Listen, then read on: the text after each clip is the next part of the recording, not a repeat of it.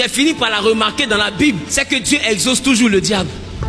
Mettez ça encore sur Facebook, ils vont parler. J'ai fini par remarquer que Dieu exauce toujours le diable. Tu as vu que toi-même tu t'es tourné, non? Protocole me fait comme ça. C'est qui est-ce venu suivre là? Sois fortifié mon fils, il y a devant toi, il n'y a rien en face. Écoute-moi, Satan s'invite chez Dieu, il arrive et puis Dieu lui demande, est-ce que tu as remarqué Job? Et Satan engage une discussion, mais je remarque qu'à cause du point de vue de Satan, Dieu froisse la vie de Job.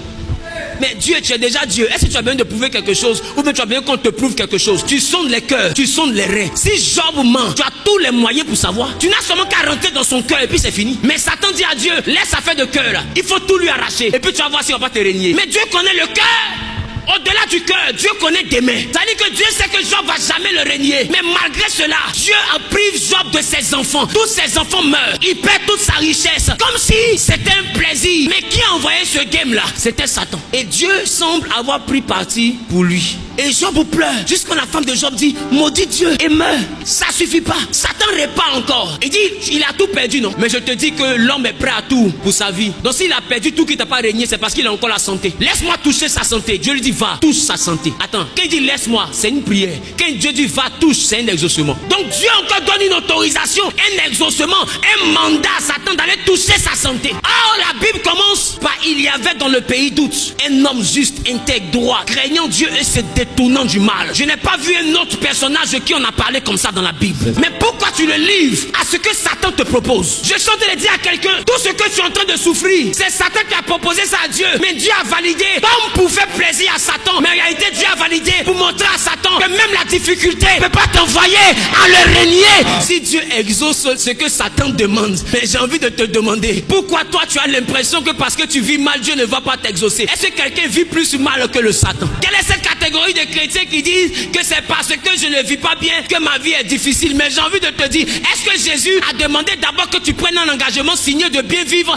avant de mourir à la croix de Golgotha? Il n'a jamais pris d'engagement parce qu'il sait, on monte, on descend, tu seras jamais parfait. Il sait que peu importe tes efforts, tu seras jamais parfait. Ce que Jésus te demande, ce n'est pas d'être parfait, c'est essayer d'être parfait. Jésus n'a pas besoin que tu sois parfait, mais il veut que tu essaies. Il veut voir les efforts, il veut voir ta volonté, il veut voir ta résolution à vouloir vaincre le péché. Mais lui, il sait que personne ne peut vaincre le péché. C'est pourquoi il est mort pour nos péchés. Maintenant, il veut voir ceux qui méritent sa mort, ceux qui méritent son sacrifice. C'est ceux qui font un effort pour essayer de combattre un peu le péché. Il suffit que tu te lèves un peu et puis Jésus reconnaît que tu es vraiment quelqu'un qui croit en lui. C'est pourquoi un enfant de Dieu, peu importe son imperfection, ne déclare jamais forfait dans le combat contre le péché. Voilà pourquoi la Bible dit 7 fois le juste tombe. Qui est le juste? C'est celui que le sang de Jésus a touché. Mais la Bible dit 7 fois il se relève, parce qu'il n'abandonne jamais dans ce combat. Ne laisse pas un péché triompher de toi. Ne t'abandonne pas à la masturbation, ne t'abandonne pas à l'adultère, ne t'abandonne pas à l'impudicité. Il dit 7 fois tu peux tomber, mais Jésus n'a pas besoin que tu sois parfait. Il a besoin que dans ton cœur tu cherches à devenir parfait, que tu fasses des efforts. Même si dans ton effort tu es tombé, c'est pas grave. Relève-toi. Le plus important c'est que toi au moins tu as accepté, toi au moins tu as essayé, toi au moins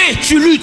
Il y en a qui ne luttent plus, il y en a qui pêchent et puis ça leur fait plus mal. Il y en a qui vivent mal et puis ils pleurent pas. Il y en a qui vivent mal et dès qu'ils tombent dans le péché, ils pleurent. Ils ont honte d'eux parce qu'ils sentent un échec.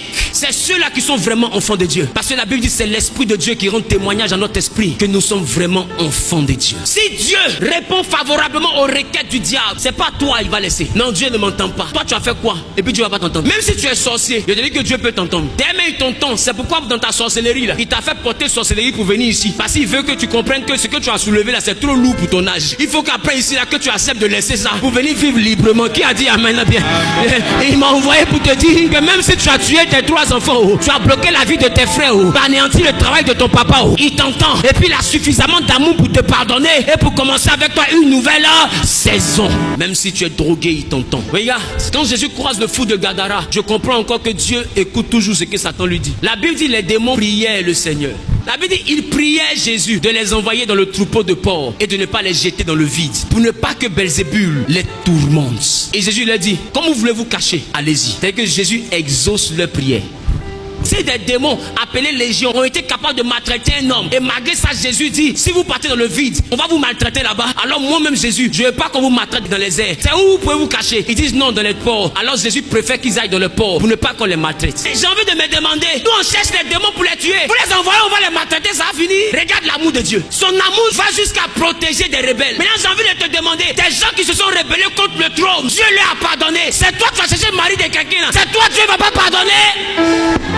C'est toi qui as fait avortement là. C'est pour ça jusqu'à présent, Seigneur pardon, j'ai fait avortement. Seigneur pardon, j'ai fait avortement. Attends, c'est la chorale Saint-Zaï. Tu as fini de faire avortement, tu as demandé pardon. C'est bon. Mais depuis combien d'années tu vas chez le pasteur? Je ne vais pas enfant. Mais c'est à cause du fait que j'ai fait avortement. Une fois que tu as demandé pardon à Dieu, ce qui est passé est passé. Toi tu as fait quoi qui dépasse ce que Satan a fait? Et puis depuis là tu culpabilises. Mais malgré qu'ils soient des rebelles, ils disent à Jésus, ne nous jette pas dans le vide pour ne pas qu'on nous tourmente. Mets-nous dans les ports. Et Jésus les met dans un endroit où ils peuvent être en sécurité. Même des démons, Jésus se soucie de leur sécurité. Maintenant toi, tu as fait quoi? Et puis Jésus ne va pas te protéger.